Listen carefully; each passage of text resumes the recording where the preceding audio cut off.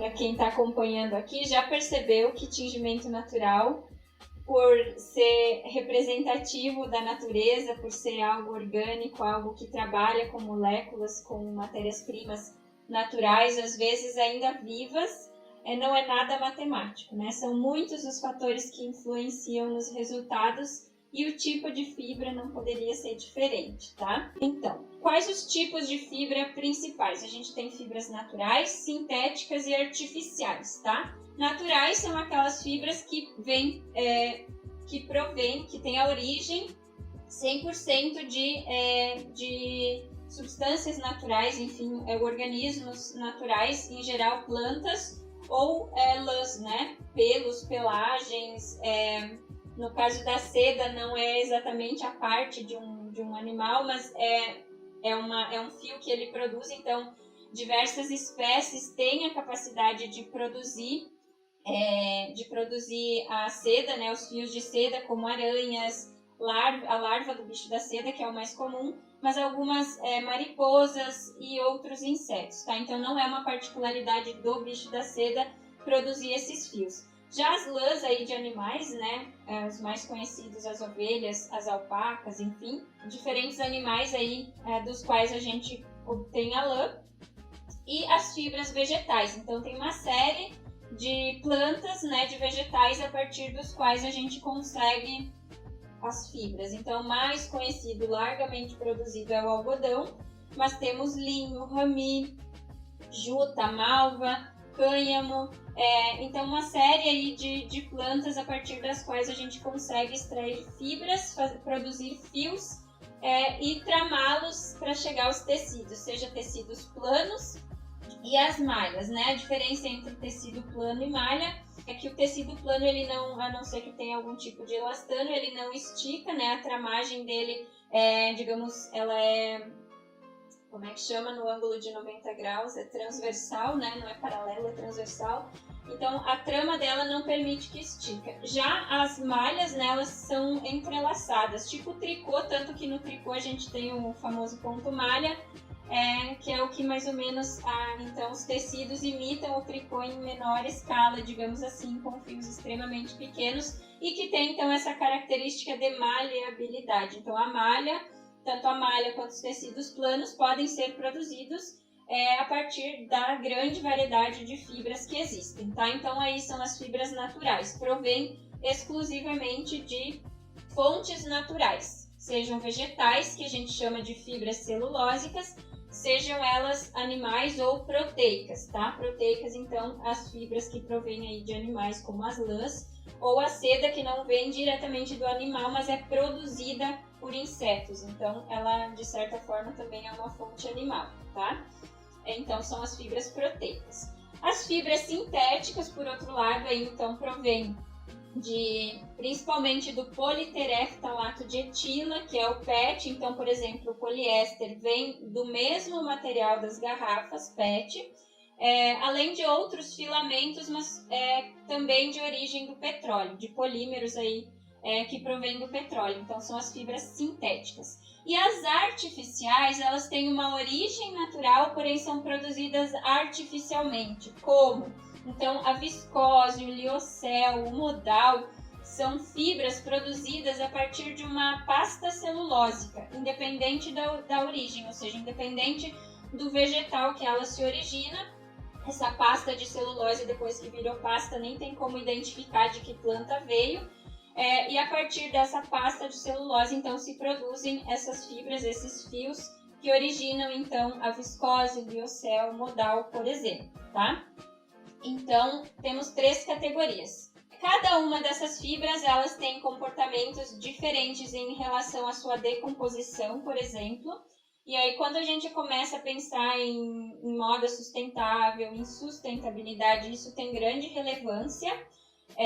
Tanto que, por que eu trago isso? O tingimento natural, ele tem sido usado como uma ferramenta de incorporar a esses pilares da sustentabilidade um item a mais, ou seja, deixar uma peça mais sustentável em função dos danos ambientais que o tingimento têxtil, o beneficiamento, mas principalmente o tingimento têxtil sintético, causam ao meio ambiente. Então, o tingimento natural, ele é uma ferramenta que a gente pode se valer para reduzir esses danos e tornar aquela peça mais sustentável, ambientalmente falando, tá?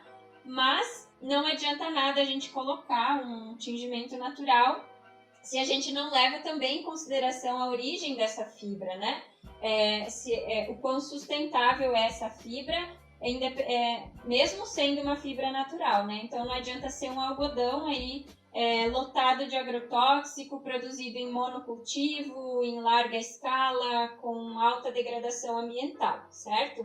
É uma fibra natural, mas não se traduz em sustentabilidade propriamente ditas, tá?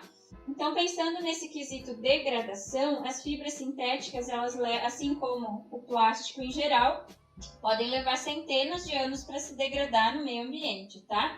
E mesmo quando já estão em processos mais avançados de degradação, se tornam microplásticos que também causam danos ambientais. Então, hoje em dia, já a gente tem aí, quando vai se analisar substâncias em organismos vivos, em peixes, em solos, em vegetais, assim, boa parte dos organismos vivos em rios, no próprio mar, inclusive no mar em grande profundidade, já está presente nesses organismos grande quantidade de microplásticos, tá? Então não é porque ele sumiu da nossa vista que ele deixou de existir ou deixou de causar problemáticas, tá? Já as fibras artificiais, então, quanto à degradação, ela não é tão longa quanto a sintética. A problemática ambiental de algumas fibras artificiais, como a viscose, seria o grande uso aí de soda cáustica, por exemplo, nesse processo para fabricação do fio. Mas outros tecidos como o liocel, modal, como que eu vou dizer?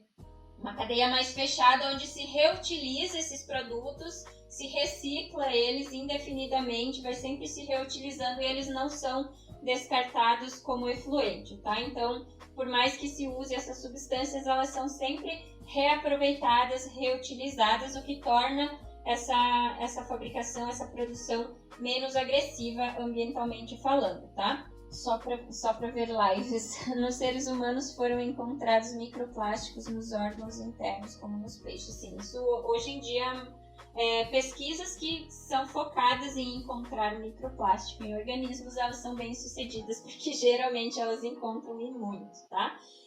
Como eu disse, mesmo em grandes profundidades do oceano, os organismos já estão contaminados com microplásticos, tá? Mesmo fibras então naturais, aí a degradação delas é muito mais rápida em comparação com fibras sintéticas, tá? Uma fibra de algodão sem muitos aditivos químicos, em até 5 meses ela vai se decompor, né? As fibras de algodão, elas são basicamente celulose, elas têm em torno de 95% de celulose, então a celulose ela é muito a madeira, por exemplo, ela é praticamente celulose e lignina. Então, são as partes mais estruturais das plantas, elas podem demorar mais para se degradar dependendo do ambiente onde ela está exposta, mas rapidamente elas vão se degradar, tá? Eu já ouvi, por exemplo, alguém por aí criticando que o algodão, por exemplo, uma calça jeans, pode levar até 20 anos para se degradar, então não é porque usa o algodão que é sustentável. Eu concordo que não é porque algodão é sustentável, como eu disse, um algodão convencional aí produzido em larga escala, em monocultivo, com alta carga de agrotóxicos, fertilizantes químicos, não é algo sustentável, porém, quanto à degradação especificamente, ela pode ser mais longa aí devido aos aditivos usados no beneficiamento, e isso sim pode ser muito ruim. Então, o jeans aí utiliza muita água para as lavagens, os processos de tingimento, branqueamento, isso tudo sim é prejudicial ao meio ambiente, tá? Mas não é porque leva 20 anos em vez de 5 numa fibra pura que é ruim, tá? Se a gente pensar quando é num produto natural puro, imagine uma tora de uma árvore de uma árvore que a gente chama de madeira de lei, que tem o cerne bastante firme, bastante resistente. Se ela fica exposta nas chuvas, intempéries, no meio do mato, ela leva muitos anos para se degradar, tá? Mas ela faz parte da natureza, então essa degradação, ela está gerando vida. Essa celulose que ela vai liberar, ela ajuda a estruturar o solo, melhorar as características estruturais do solo. Então, uma fibra natural que leve 5 ou 20 anos, não é esse o problema dela. O problema dela, quando há o problema, mesmo em fibras naturais, é a forma como ela é produzida e os impactos ambientais nessa produção e a forma como ela é beneficiada. Até chegar a um tecido, a uma peça em si, esse beneficiamento que é a problemática e o que foi introduzido nessa fibra de substâncias químicas que permanecem depois e possam vir a contaminar o ambiente depois e não necessariamente esse tempo que ela leva para se degradar, tá? Porque o algodão, puramente algodão, a celulose, ou seja, a principal substância que compõe a fibra de algodão, ela é celulose. Celulose no solo significa melhor estruturação para esse solo, é bom para o solo, tá? O problema são possíveis aditivos químicos que possam ser colocados nessas fibras e tecidos no processo de beneficiamento, tá? Só para deixar claro isso. Agora, trazendo todo esse falatório para o tingimento natural. Como cada uma reage ao tingimento natural? Eu já falei um pouquinho na terça-feira. Fibras proteicas têm mais afinidade com os corantes naturais, tá?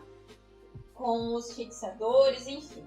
Como eu disse naquele dia, tanino, que é um fixador natural, alúmen, também é um mineral, né? Uma fonte mineral, é natural, ele é encontrado em incrustações de rochas, mas eles têm propriedades muito similares, digamos assim. O tanino, então, ele tem essa propriedade de desnaturar proteínas, e o alúmen, ele tem propriedades coagulantes, precipitantes. Então, em geral, são propriedades bem similares, tá? Pelo menos na forma como eles agem ali no tecido, é praticamente a mesma. Então, pensando nisso, que eles têm essas características de reação com proteínas ou com similares, digamos assim, substâncias orgânicas, a gente já consegue deduzir que um tecido sintético, ele não vai responder bem ao tingimento natural, tá? E por isso também que a fibra proteica, como a lã e a seda, vão responder absolutamente bem, enquanto a fibra celulósica nem tanto. Então, como eu disse, a fibra de algodão, ela contém 95% de celulose e apenas 5% de materiais não celulósicos. E isso decai ainda mais quando os fios são penteados, ou seja, malhas penteadas em vez de malha cardada. A malha cardada é, por exemplo, essa camiseta que eu estou usando. O fio, ele é mais rústico e ele guarda mais substâncias não celulósicas do que o fio penteado, onde esse processo de pentear remove mais dessas outras substâncias, tá? Por isso que uma malha de algodão cru, ela vai demandar menos corante para o mesmo tom de cor, ou para uma mesma concentração de corante, ela vai ficar com uma cor muito mais intensa do que uma malha de fio penteado, principalmente se ela foi alvejada e passou por um processo mais abrasivo, que é aquele algodão com o fio então bem fininho, a trama mais apertada e passou pelo alvejamento. Então a gente precisa, para tonalidades mais intensas, concentrar mais o corante, tá? E por isso que também as fibras celulósicas, a gente dá aquele up na fibra celulósica, tratando ela com tanino, porque a gente, por um lado, a gente dá uma base de cor para subir o tom, digamos assim, e também para aproveitar aquela quantidade tão pequena de proteína que tem nessas fibras, porque a maior parte, o maior componente desses 5% não celulósicos é justamente de substâncias proteicas que estão na fibra de algodão,